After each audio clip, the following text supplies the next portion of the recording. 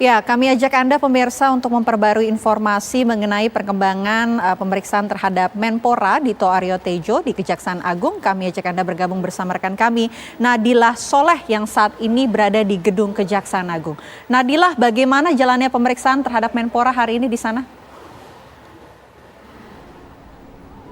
Ya, Vena dan juga pemirsa yang beberapa waktu lalu juga sudah ditangani oleh pihak Kejaksaan Agung. Kurban Dewi Persik nampaknya bikin pusing nih ya, bikin ramai di Indonesia. Nah, untuk membahas hal ini pemirsa sudah bergabung bersama kami siang hari ini ada pakar hukum pidana Mas Heri Firmansyah. Apa kabar Mas Heri? Sehat Mas? Alhamdulillah, mudah-mudahan sehat terus semua juga. Alhamdulillah. Dan juga sudah bergabung bersama kita ada pakar media sosial dari Astra Maya, ada Mas Rizal Nova Mujahid. Mas Nova, apa kabar? Alhamdulillah. Membicarakan sapinya Dewi Persik dan polemik di belakangnya. Karena Mas. sapi aja.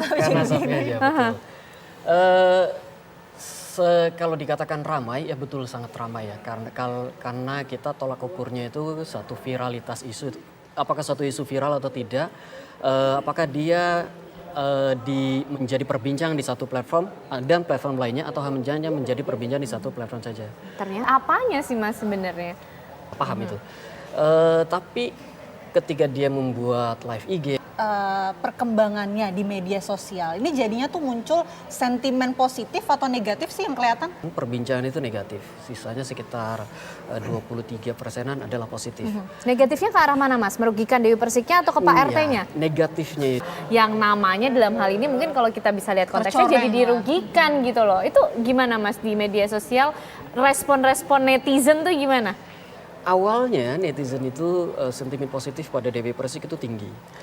Sebelum Pak RT Ikut tercoreng karena sempat disebut meminta uang 100 juta. Dari pakar hukum pidana melihat kasus ini seperti apa sih Mas Heri?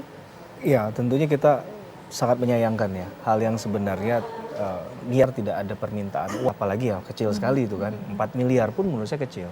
Masa dirinya sebagai korban informasi atau dalam tanda petik konteks kita melihat kacamata di Undang-Undang ITE ini adalah ketika kita menggunakan ITE ini kan bukan hanya kita bicara tentang kepastian hukum dan juga sebenarnya kan aib seseorang dalam tanda petik ya. Betul. Nah ini kan menurut saya harusnya sangat hati-hati untuk menyampaikan dan sangat untuk konsumsi pribadi. Tapi ketika kita bicara dalam konteks artis ya mungkin ya secara menyikapinya tadi. Ya.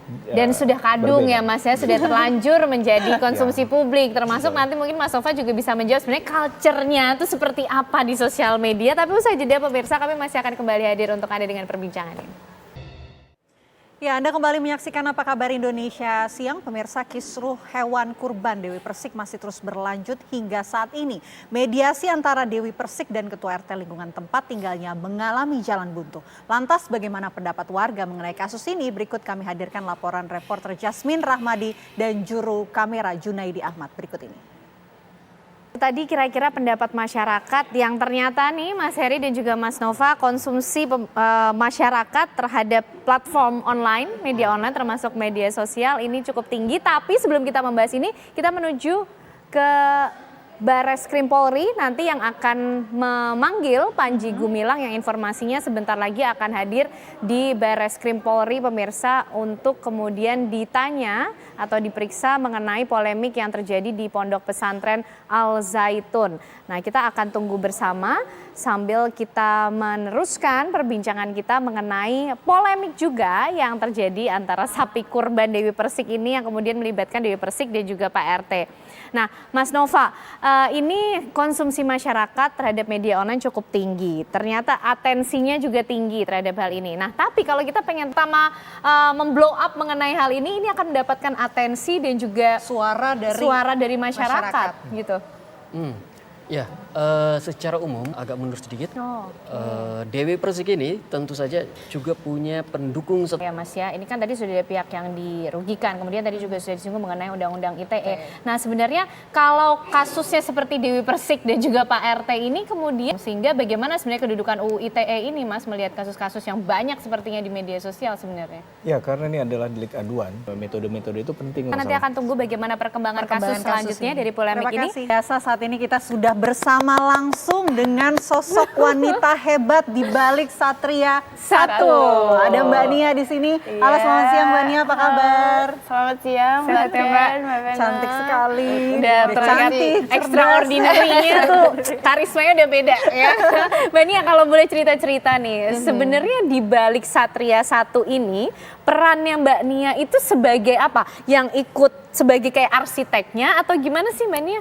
Oke, yes, dan tim non teknis untuk koordinasi proyek strategis nasional untuk make sure bahwa semua informasi. Satria 1, katanya juga sebagai salah satu yang membuat ya, mendesain. Baca Mbak Nia ini termasuk orang yang harus membuat keputusan ditempatkan di apa ya, bagian-bagian yang harus membuat keputusan cukup besar.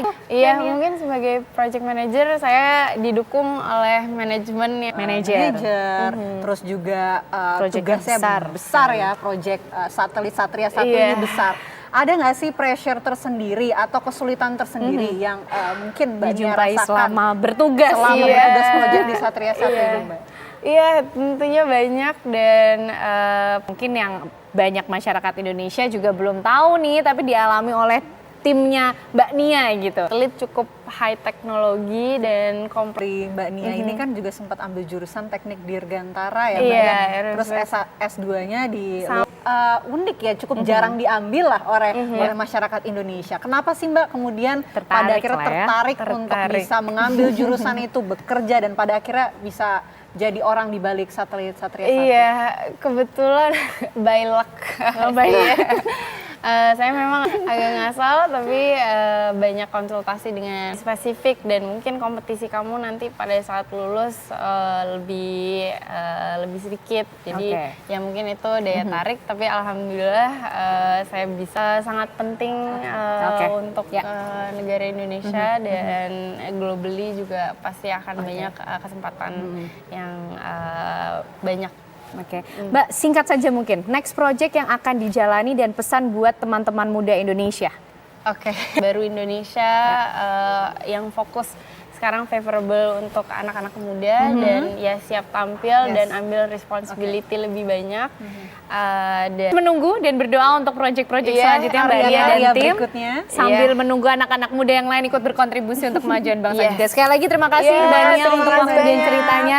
Pemirsa, itu tadi perbincangan seru dan menarik kita bersama dengan sosok luar biasa, wanita cantik muda bersemangat di balik meluncurnya satelit Satria 1. Apa kabar Indonesia Siang masih akan kembali hadir untuk Anda dengan informasi lainnya sesaat lagi.